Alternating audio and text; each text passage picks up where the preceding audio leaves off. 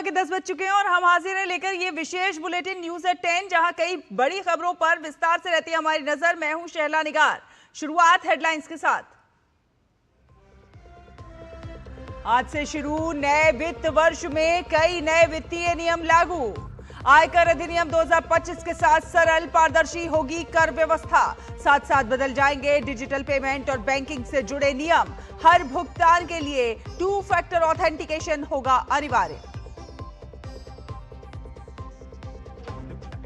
जनगणना का पहला चरण आज से। भवन सूचीकरण और आवास की होगी गणना। पहली बार स्वगणना के विकल्प के साथ इस बार पूरी तरह से डिजिटल होगी पूरी प्रक्रिया।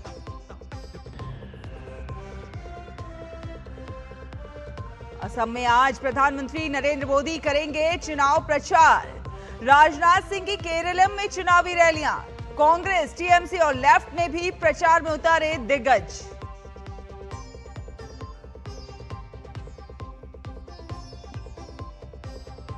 कचरा प्रबंधन को और प्रभावी बनाने के लिए सरकार का बड़ा कदम। ठोस अपशिष्ट प्रबंधन नियम 2026 लागू। अब घर से ही अलग करना होगा कचरा। पर्यावरण संरक्षण की दिशा में बड़ा कदम।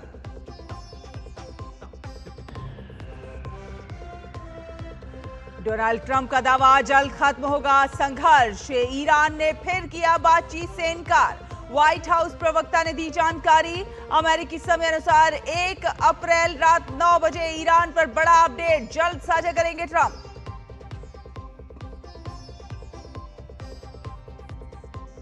और नासा आज लॉन्च करेगा आर्टेमिस 2 मिशन। 4 अंतरिक्ष यात्री करेंगे लो अर्थ ऑर्बिट से बाहर की यात्रा। 1972 में हुए अपोलो 17 मिशन के बाद पहली बार ऐसा मिशन।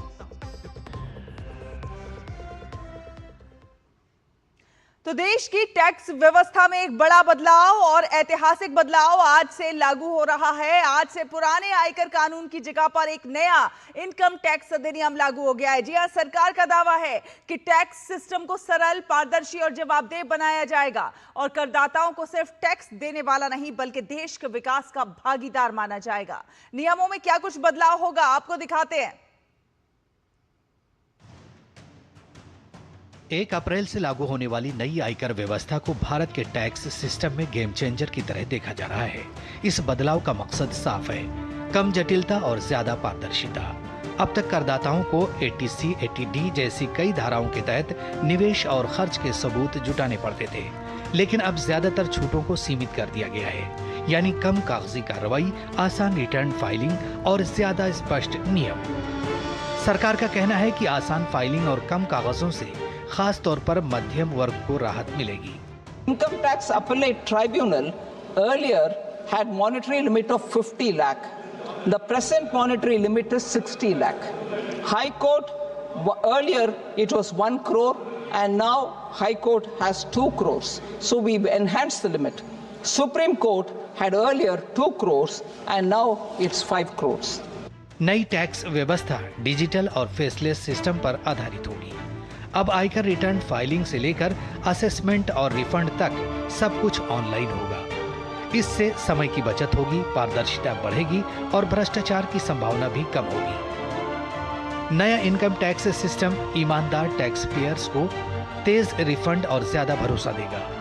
नए आयकर अधिनियम में धाराएं 819 से घटाकर 536 कर दी गई हैं। पहले 511 नियम और 399 फॉर्म थे, जबकि अब 333 नियम और 190 फॉर्म रह गए हैं।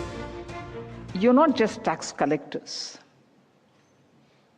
You're the face of the government's relationship with the taxpayer. Since you're the face of the government's relationship with the taxpayer, this new law gives you a clearer and leaner framework to make it simple, to make it simpler for people who want to understand it better. नए आयकर कानून की नींव अगस्त 2025 में रखी गई थी। फिर संसद की सेलेक्ट कमेटी की तरफ से मिले 196 सुझावों को इसमें शामिल किया गया। व्यापक विचार विमर्श के बाद तैयार किया गया ये सिस्टम ज्यादा पारदर्शी है और ये कानून देश की टैक्स संस्कृति को नए सकारात्मक दौर की ओर ले जाएगा। अजय मिश्र की रिपोर्ट, DD न्यूज, दिल्ली। और देश में डिजिटल पेमेंट करने वाले करोड़ों लोगों के लिए एक बड़ी खबर है। जी हां, आज से देश में डिजिटल ट्रांजैक्शन और बैंकिंग से जुड़े कई अहम बड़े बदलाव होने जा रहे हैं। भारतीय रिजर्व बैंक यानी कि आरबीआई ने इन बदलावों को लागू करने के लिए सुरक्षा मानकों को और ज्यादा सख्त किया है। इन बदलावों का असर ना सिर्फ बड़े ट्रांजैक्शनों पर पड़ेगा, बल्कि जो छोटे छोटे ट्रांजैक्शंस हैं और अन्य वित्तीय गतिविधियां, उन पर भी इसका सीधा प्रभाव देखने को मिलेगा। तो आइए जानते हैं कि ये बदलाव किस प्रकार से आपके लिए बेहद महत्वपूर्ण होंगे। देश में डिजिटल ट्रांजैक्शन और बैंकिंग क्षेत्र में 1 अप्रैल से कई बड़े बदलाव हो रहे हैं। अब डिजिटल ट्रांजैक्शन का तरीका बदलने जा रहा है। भारतीय रिजर्व बैंक यानी आरबीआई ने सुरक्षा को और मजबूत करने के लिए नए नियम लागू करने का फैसला किया है, जो सीधे तौर पर हर यूपीआई कार्ड और ऑनलाइन पेमेंट यूजर को प्रभावित करेंगे। अब तक जहां अधिकतर पेमेंट सिर्फ ओटीपी के जरिए पूरे हो जाते थे, वहीं नए नियमों के तहत अब हर ट्रांजैक्शन में दोहरी सुरक्षा यानी 2 फैक्टर ऑथेंटिकेशन अनिवार्य होगी। इसका मतलब है कि अब आपको ओटीपी के साथ साथ पिन, बायोमेट्रिक या डिवाइस ऑथेंटिकेशन जैसी दूसरी परत से भी अपनी पहचान साबित करनी होगी। नए नियमों की खास बात यह है कि यह सिर्फ बड़ी रकम पर नहीं, बल्कि छोटे से छोटे ट्रांजैक्शन पर भी लागू होंगे। यानी अब 100 रुपए का पेमेंट हो या 1 लाख रुपए का, हर बार आपको अतिरिक्त सुरक्षा प्रक्रिया से गुजरना पड़ सकता है। इसके अलावा ऑटो डेबिट या सब्सक्रिप्शन पेमेंट जैसे ओटीटी, ईएमआई या म्यूचुअल फंड एसआईपी में भी समय समय पर दोबारा वेरिफिकेशन जरूरी होगा।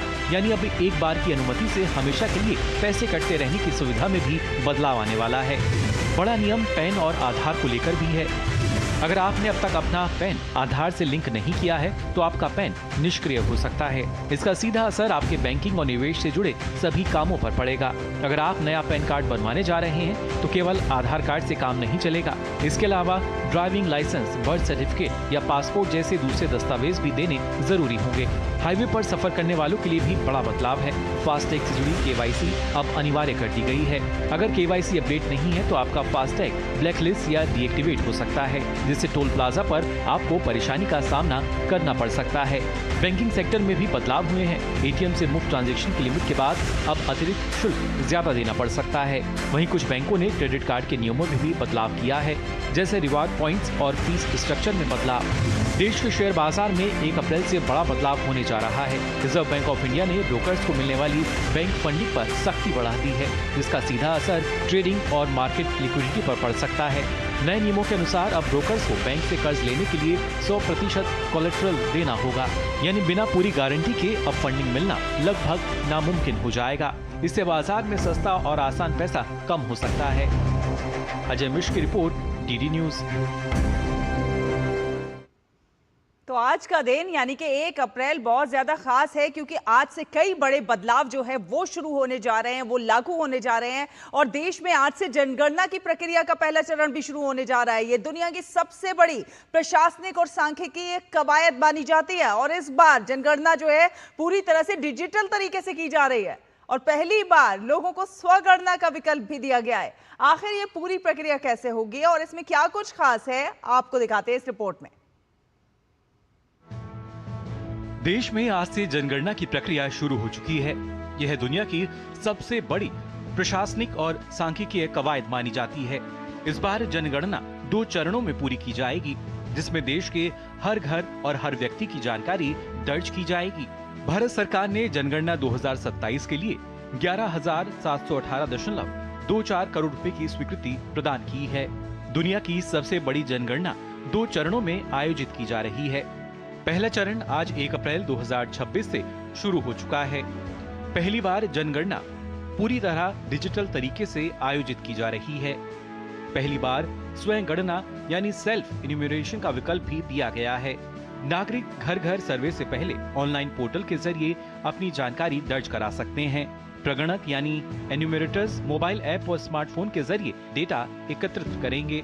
डेटा की सुरक्षा के लिए विशेष डिजिटल सुरक्षा व्यवस्था की गई है। पूरे देश में जनगणना 2027 में 30 लाख से अधिक प्रगणक, पर्यवेक्षक और अन्य अधिकारी शामिल होंगे। जनगणना भारत में 2 चरणों में संपन्न होती है। पहला चरण house listing and housing census, मकान सूचीकरण और मकानों की गणना। तो जैसा कि नाम से ही स्पष्ट है, इसमें हाउस होल्ड की जानकारी ली जाती है। दूसरा चरण जिसे पॉपुलेशन इनुमरेशन जनसंख्या गणना कहते हैं, उसमें विभिन्न जनसांख्यिकीय, सामाजिक, आर्थिक, सांस्कृतिक, आप्रवासन, माइग्रेशन और प्रजनन संबंधी जानकारी एक एक व्यक्ति का, नवजात से लेकर के किसी व्यक्ति का, किसी भी उम्र का व्यक्ति हो, हर के बारे में निर्धारित प्रश्नों पे सूचना प्राप्त की जाती है। चलिए अब जानते हैं कि 2 चरणों में जनगणना की प्रक्रिया कैसे पूरी की जाएगी। पहला चरण 1 अप्रैल से 30 सितंबर 2026 के बीच आयोजित किया जाएगा। प्रत्येक राज्य और केंद्र शासित प्रदेश में ये कार्य लगभग 30 दिनों की अवधि में पूरा किया जाएगा। इस चरण से पहले 15 दिनों की स्वयंगणना की सुविधा उपलब्ध होगी। इस दौरान मकानों की स्थिति, परिवारों को मिलने वाली सुविधाओं और उपलब्ध परिसंपत्तियों से संबंधित जानकारी जुटाई जाएगी। दूसरा चरण फरवरी 2027 में आयोजित किया जाएगा। लद्दाख संघ राज्य क्षेत्र में आयोजन, जम्मू कश्मीर संघ राज्य क्षेत्र शामिल, उत्तराखंड के हिमाच्छादित क्षेत्र कवर, हिमाचल प्रदेश के बर्फीले इलाके शामिल। सीसीपीए के निर्देशानुसार नया कदम, इस चरण में जातियों की गणना भी होगी। सामाजिक संरचना का विस्तृत डेटा मिलेगा। लद्दाख संघ राज्य क्षेत्र तथा जम्मू कश्मीर संघ राज्य क्षेत्र एवं उत्तराखंड तथा हिमाचल प्रदेश राज्यों के हिमाच्छादित असमकालिक क्षेत्रों में यह सितंबर 2026 में आयोजित होगा। सीसीपीए के निर्णय अनुसार इस चरण में जातियों की गणना भी की जाएगी। इस चरण में प्रत्येक व्यक्ति से जनसांख्यिकीय, सामाजिक, आर्थिक, शिक्षा, प्रवास, प्रजनन आदि से संबंधित जानकारी एकत्रित की जाएगी। जनगणना के आंकड़े देश की नीतियों और योजनाओं के निर्माण में बेहद महत्वपूर्ण भूमिका निभाते हैं। इन्हीं आंकड़ों के आधार पर शिक्षा, स्वास्थ्य, रोजगार और बुनियादी सुविधाओं से जुड़ी योजनाएं बनाई जाती हैं और संसाधनों का सही तरीके से वितरण किया जाता है। सरकार ने नागरिकों से अपील की है कि वे जनगणना के दौरान सही और पूरी जानकारी दें, ताकि देश के विकास की योजनाएं बेहतर तरीके से बनाई जा सकें। दिवांशु मल्होत्रा की रिपोर्ट, डीडी न्यूज। और आध्यात्मिक नेता डॉक्टर श्री श्री शिव कुमार स्वामी गलू की जयंती पर प्रधानमंत्री नरेंद्र मोदी ने नमन किया है। एक्स पर पोस्ट करके उन्होंने लिखा है कि उनकी जयंती के अवसर पर हम परम पावन डॉक्टर श्री श्री श्री शिव कुमार स्वामी गलू को अपनी विनम्र श्रद्धांजलि अर्पित करते हैं। सामूहिक स्मृति में वे करुणा, विनम्रता और मानवता की निस्वार्थ सेवा के साक्षात प्रतीक के रूप में स्थापित हैं। दूसरों के उत्थान के लिए समर्पित अपने संपूर्ण जीवन के माध्यम से उन्होंने ये सिद्ध किया है कि सच्ची महानता दूसरों की सेवा करने में ही निहित है।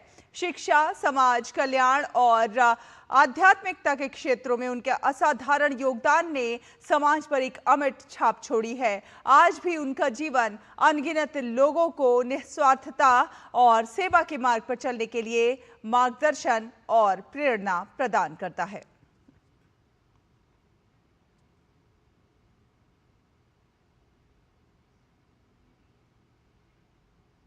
फिलहाल एक छोटा सा ब्रेक के उस पर खबरों का सफर जारी है। आप देखते रहिए टीडी न्यूज। महाशय धर्मपाल जी के 130वें जन्मदिन पर MDH मसालों पर पाइए 10% एक्स्ट्रा। अब स्वाद के साथ बचत भी। अब पाइए बचत ही बचत। और आइए आप देखते हैं चुनावी राज्यों से जुड़ी खबरें।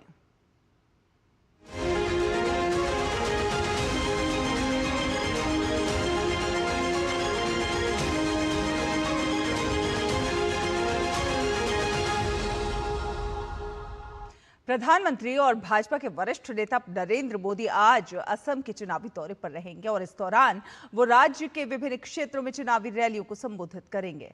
प्रधानमंत्री नरेंद्र मोदी का ये दौरा विशेष रूप से धेमाजी जिले के गोगामुख और बिस्वनाथ जैसे महत्वपूर्ण इलाकों में होगा।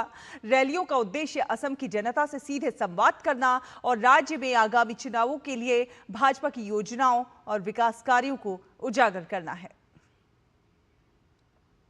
और इसके साथ ही रक्षा मंत्री और भाजपा के वरिष्ठ नेता राजनाथ सिंह आज केरलम में चुनावी दौरे पर रहेंगे। वो प्रवूर में दोपहर 3 बजे और नेदुमंगल में शाम 5 बजे जनसभा को संबोधित करेंगे और इस दौरान वे केरलम की जनता से बात करेंगे और उनकी समस्याओं पर चर्चा करेंगे। पश्चिम बंगाल के चुनावी माहौल में जहां विकास, रोजगार और कानून व्यवस्था जैसे मुद्दे छाए हुए हैं, तो वहीं उत्तर बंगाल के अलीपुरद्वार जिले में डोलोमाइट प्रदूषण लोगों के लिए एक गंभीर चिंता का सबब बना हुआ है। दारेहाट विधानसभा क्षेत्र के अंतर्गत बीरपाड़ा शहर के लोग जो हैं वो लंबे समय से डोलोमाइट प्रदूषण की मार झेल रहे हैं। स्थानीय निवासियों का यह आरोप है कि भूटान से आने वाली नदियों के जरिए फैल रहा डोलोमाइट अब उनके जीवन पर सीधे तौर पर असर डालता हुआ नजर आ रहा है। नदी का पानी हो या फिर हवा, बच्चों से लेकर बुजुर्गों तक सभी सांस की बीमारियां और त्वचा के रोगों से जूझ रहे हैं। चाय बागानों से लेकर खेती की जमीन तक इस प्रदूषण का असर साफ तौर पर दिखाई दे रहा है और इस मुद्दे पर राजनीति भी तेज हो गई है। बीजेपी और तृणमूल के बीच आरोप और प्रत्यारोपों का दौर भी जारी है। पश्चिम बंगाल चुनाव में प्रदूषण भी एक अहम मुद्दा है। अलीपुरद्वार जिले के मदारीहाट विधानसभा क्षेत्र के अंतर्गत बीरपाड़ा शहर लंबे समय से डोलोमाइट से फैलने वाले प्रदूषण की समस्या से जूझ रहा है। बीरपाड़ा सहित अलीपुरद्वार और जलपाईगुड़ी के नदी किनारे रहने वाले लोगों का आरोप है कि डोलोमाइट प्रदूषण के कारण बच्चे, किशोर और बुजुर्ग सांस की तकलीफ और त्वचा रोगों से प्रभावित हो रहे हैं। डोलोमाइट पानी में आसानी से नहीं घुलता, लेकिन भूटान के पहाड़ों से बहकर इसका पाउडर तितली, रेती, सुकृति, पागली, तोरसा और रायडाक नदियों के जल को प्रदूषित कर रहा है। डोलोमाइट युक्त पानी से भूमिगत जल भी प्रभावित हो रहा है। डुअर्स के चाय बागान भी इस प्रदूषण से अछूते नहीं हैं।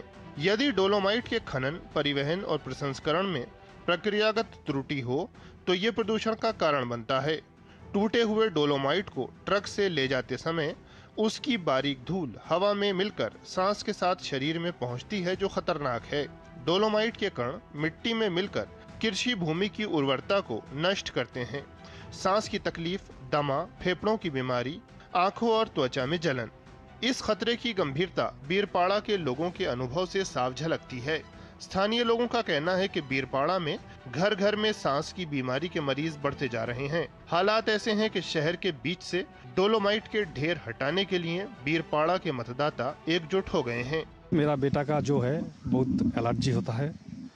सिलीगुड़ी तक हमारा जितना औकात है सिलीगुड़ी तक लेके गया तो डॉक्टर बोला है उसको डस्ट, धूल से दूर रखो। हमारा घर का सामने तो डोलोमाइट का लोडिंग अनलोडिंग काम चलता है, तो उससे हम कैसे बचाएं? डोलोमाइट तो आपका पॉइजन है, ये स्लो पॉइजन है।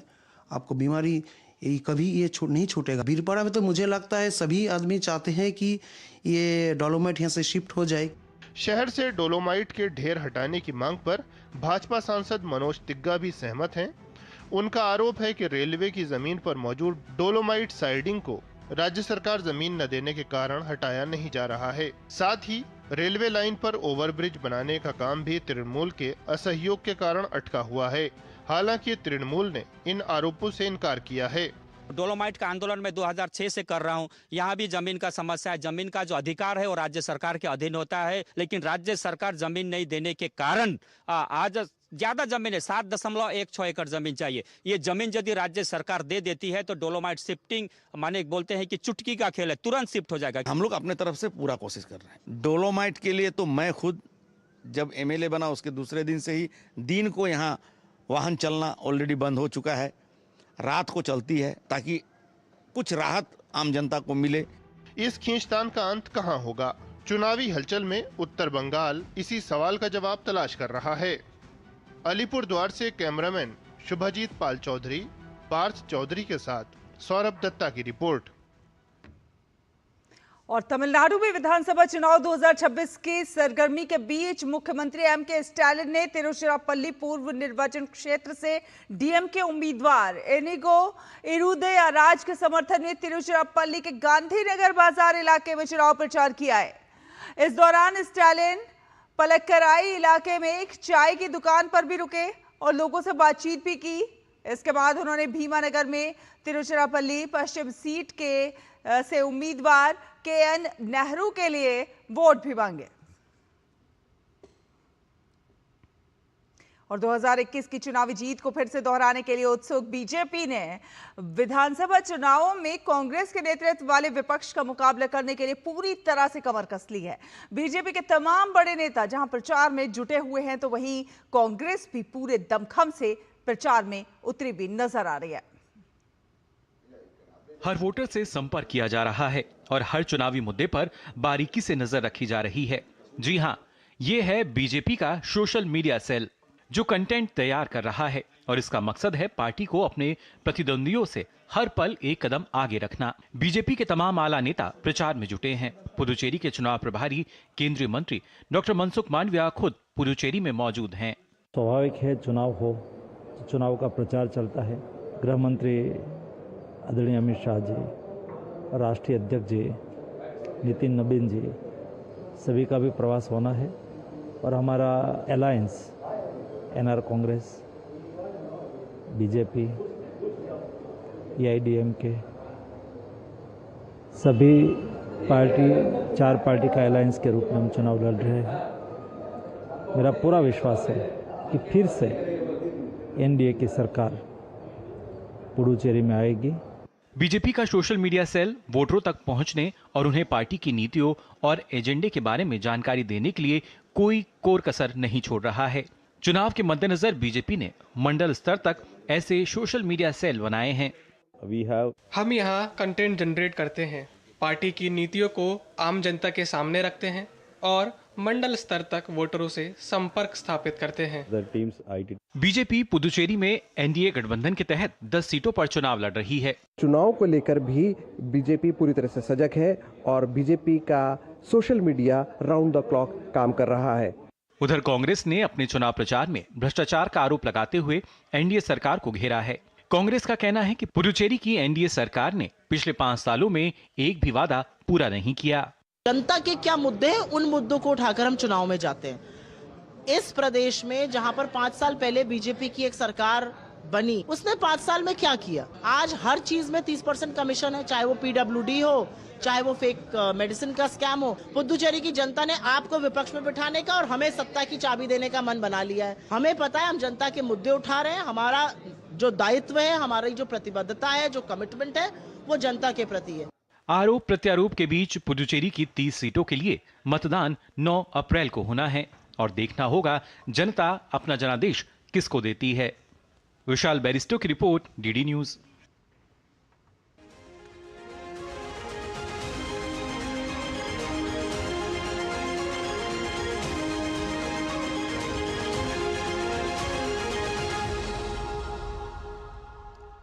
तो ये थी जनादेश से जुड़ी खबरें। फिलहाल एक छोटा सा ब्रेक के बाद वापस आएंगे तो कुछ अन्य खबरों पर नजर डालेंगे। चमकी चाट से क्या बना है? आलू चाट या फ्रूट चाट, स्वाद बनाए चमकी चाट। स्वादिष्ट पकोड़े और बरसात, हर चमकी चाट है इसकी जान। चमकी चाट है इसकी जान, हर जुबान पे ये छाया। अब बताओ स्वाद आया? आया। असली स्वाद सिर्फ चमकी चाट। मसाले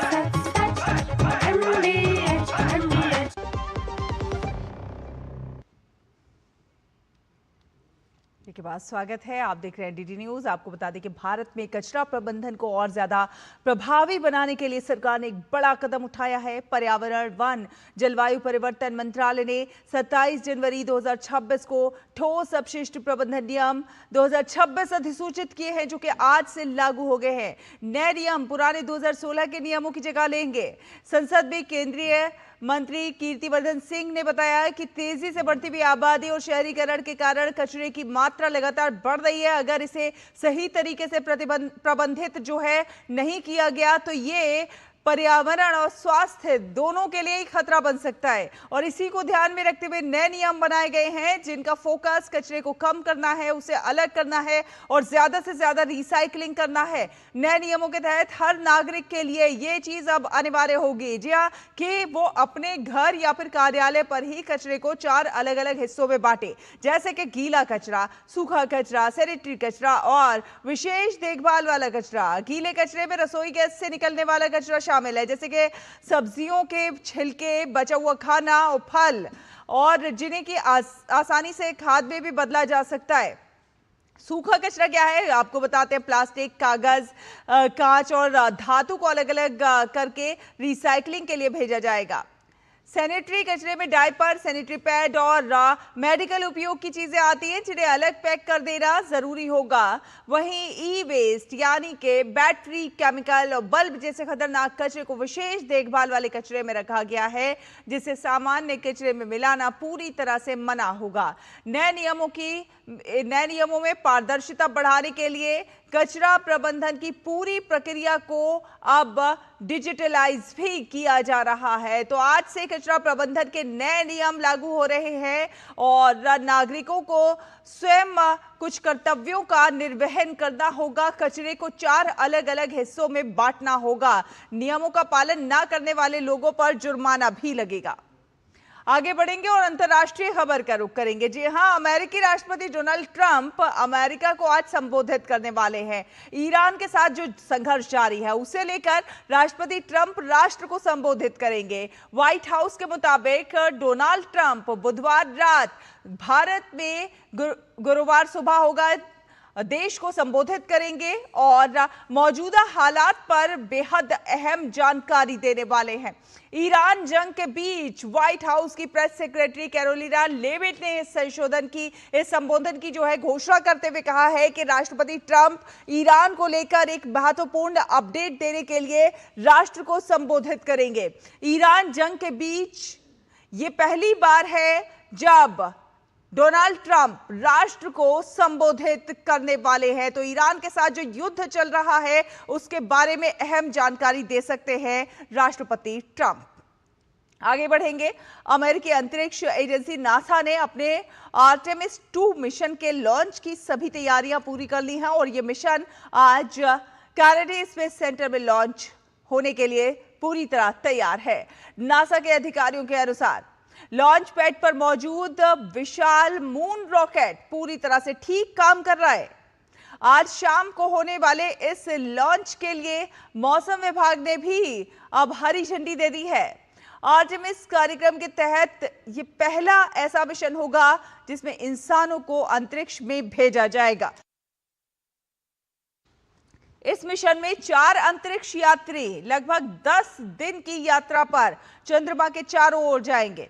आर्टेमिस 2 मिशन खास इसलिए भी है क्योंकि अपोलो कार्यक्रम 1972 के बाद पहली बार इंसान लो अर्थ ऑर्बिट से बाहर यानी पृथ्वी की निचली कक्षा से परे यात्रा करेंगे। इस बुलेटिन में फिलहाल इतना ही, लेकिन डीडी न्यूज पर खबरों का सिलसिला लगातार जारी रहेगा। आप देखते रहिए डीडी न्यूज। नमस्कार।